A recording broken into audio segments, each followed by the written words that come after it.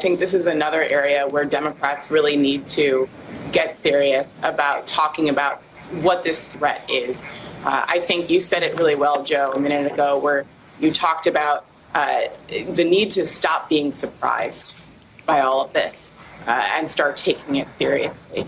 You know, it's really concerning to me that the Democrats haven't just gone ahead at this point and said we're doing this on our own in terms of getting a commission together to explain to the American people how we allowed the insurrection to take place in the Capitol. I think that really needs to move forward swiftly.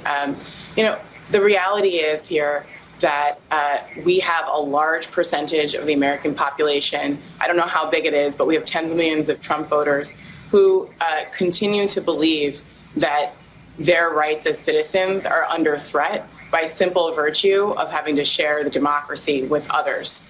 I think as long as they see Americanness as the same as one with whiteness, this is going to continue. We have to figure out how to get every American a place at the table in this democracy, but how to separate Americanness, America, from whiteness.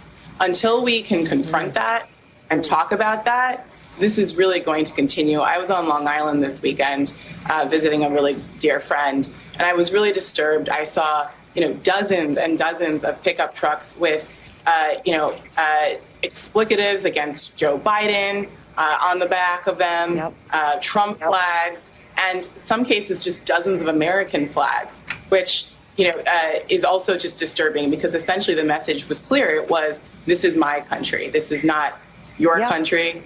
I own this.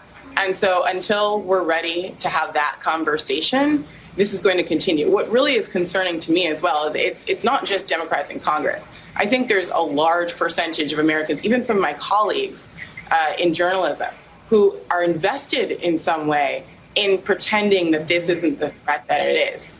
That is the real concern, because, the Trump voters who are not going to get on board with democracy, they're a minority. You can marginalize them long term. But if we don't take the threat seriously, then I think we're all in really bad shape. I was on Long Island this weekend, and I was really disturbed. I saw, dozens and dozens of pickup trucks with, explicatives against Joe Biden on the back of them, Trump flags, and some cases just dozens of American flags, which, is also just disturbing. I think there's a large percentage of Americans, even some of my colleagues in journalism, who are invested in some way in pretending that this isn't the threat that it is.